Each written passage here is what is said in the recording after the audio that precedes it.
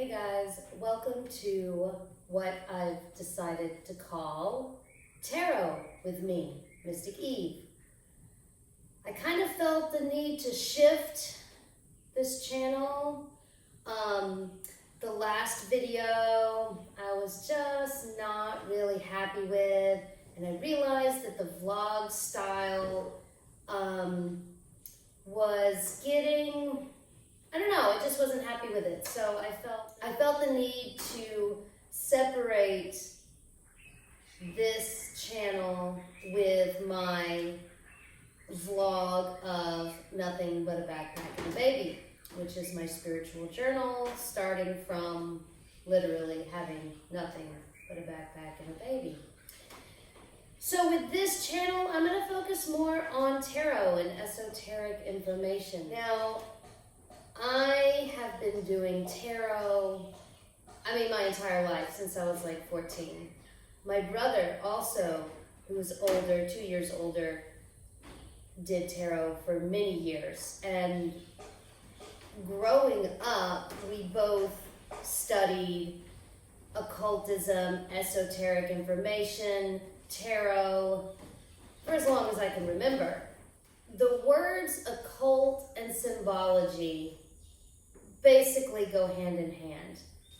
To understand the occult, you have to have a basic understanding of symbology.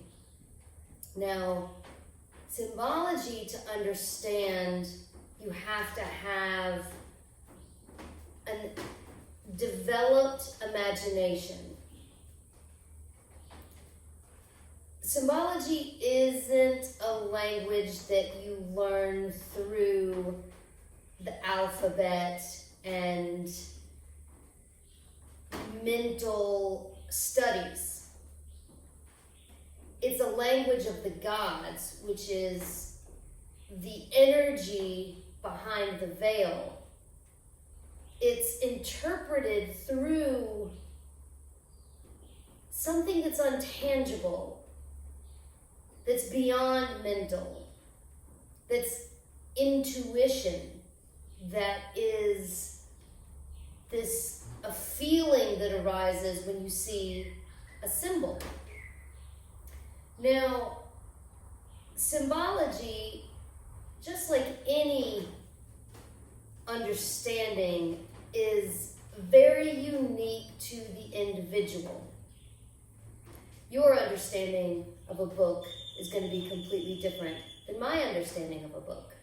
Now, this makes each and every one of us a unique vessel for this individual understanding of the divine. So when we all come together and we share our understandings of things and how different they are, it's sharing perspectives.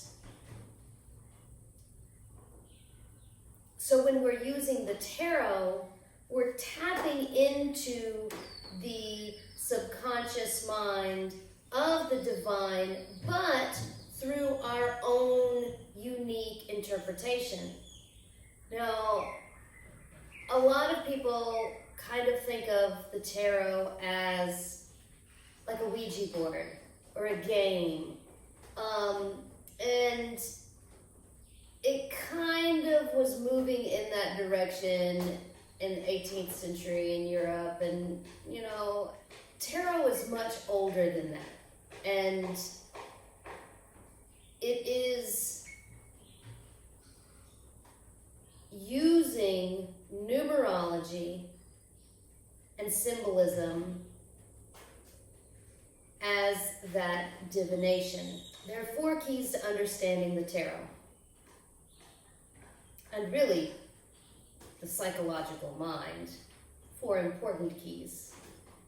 And these are the Kabbalah, alchemy, astrology, and magic. When you get into numerology, 4 is an important number. It's my favorite number, for one. And each of these 4 keys have 4 keys within symbols of the elements within them. So in the Kabbalah, you have the name of God and the numerology of the letters. The name of God has 4 letters. Yod, He, Vav, He. And each of those, sorry if they're not pronounced, I'm not a Hebrew scholar. Each of those represent an active, a passive, a balance of the two, and a result. In alchemy, you have the elements: fire, water, air, earth. And in magic, you have the spirits, the elves, the undines, the sylphs, and the gnomes. And in tarot, you have the 4 suits. You have clubs or wands, hearts or cups, spades or swords, and diamonds or pentacles, all having to do with fire, water, air, and earth. And each of these elements represents an energy, an active, kinetic energy, a passive, static energy, the balance of the 2 energies, and then the result of the balance.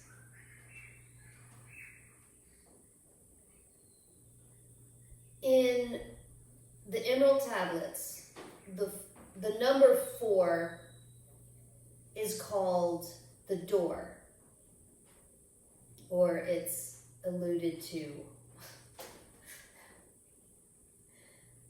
You learn that 4 is a door. Now, there are many, many doors, and I talk about doors in my spiritual texts that are published on Amazon, if you'd like to check those out. And there are many doors that you can pass through and that you need to pass through. Each one is a test, is an exam. So I thought, well, let's get to the cards. And I thought, who are we going to speak with? The sun and the moon and most of the planets are all hanging out in Taurus. They're just chilling in the pasture, hanging out. And Mars is in Cancer. Now, this is where my Mars is in my birth chart. I have many connections with Mars that I have found throughout the years. I have each planet as cards that I've made here at Center of Mystic Arts to study. And I have a special Mars that kind of got messed up, so I just put him in my journal. And here he is, right there, Mars. He jumped out of my journal today as well. So there's definitely a focus on Mars. I was born on Tuesday, which is Mars's day. I work with horses and have always loved horses. I'm an avid equestrian. Horses are associated with Mars. And just recently, through actually the Never-Ending Story, which, funny enough, I realized that E is the 5th number in the alphabet, which my name is EVE. So I was like, whoa, E is 5, 5 is Mars. And then I looked up V, and it's the 22nd. So I was like, okay, so 5, 22, 5. 22 is 4 divided and balanced, which is like the open door. And I've got Mars on both sides. So I'm like, Mars definitely wants to say something. So I shuffle the cards, and I was thinking about doing this on the video, but then I realized that I spend a lot of time in meditation interpreting the cards, which would take way too long for the video. It would get too boring. So I just write down the notes. I'm shuffling, I'm thinking about Mars. I throw down the center, north, south, east, west. In the center, the Queen of Swords comes up. Now, I think the Queen, the sacred feminine, the divine feminine, the passive energy, the static, nurturing energy, but with a sword, so she can be a little bit unruly. But it's also thinking. She's very intellectual, she's very sharp. Ruthless is another word. And then I thought, well, that's, Mars. Mars can be ruthless with its energy. In the north, what we're thinking in the air, it was 5 of hearts. And I'm like, there you are, Mars. 5, Mars, hearts, cups, water, Cancer. I'm like, well, that makes sense. Contact. Now, in the traditional tarot of like the Aleister Crowley tarot or the A.E. Waite's tarot, all of the 5s, all of the Mars cards are painted to be kind of on the negative side. Not kind of, but definitely on the negative side. This card is like the loss of pleasure, the despair and disappointment. But for this spread and my own interpretation, I don't have a negative connotation with the number 5.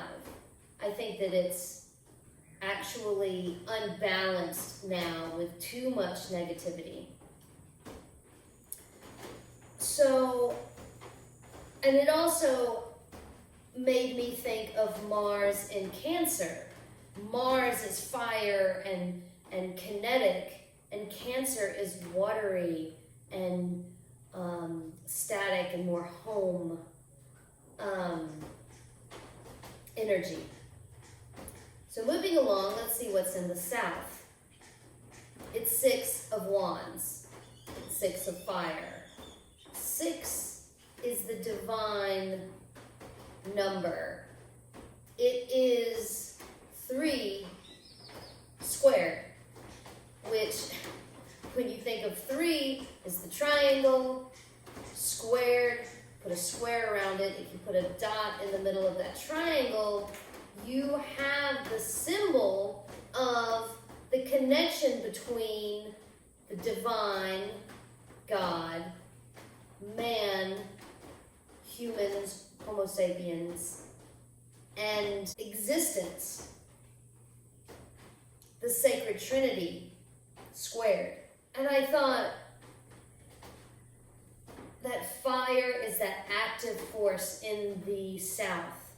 It's pushing upwards, and I also thought of like that volcanic eruption of pushing something through a door.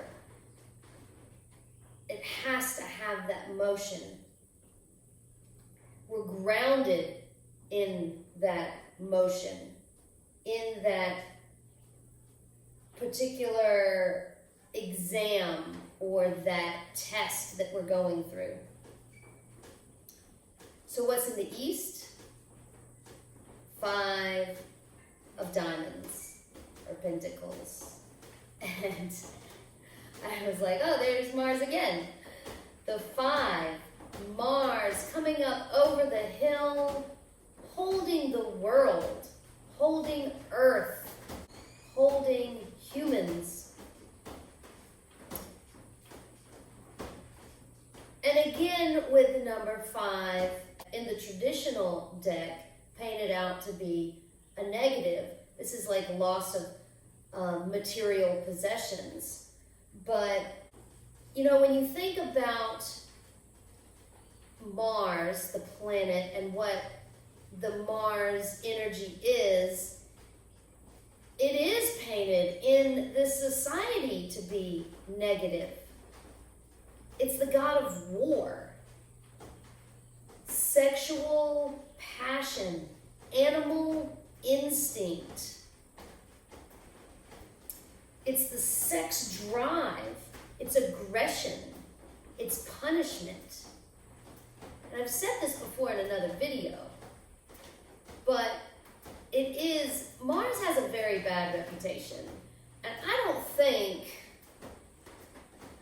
well, I don't think that's a very good way of seeing Mars.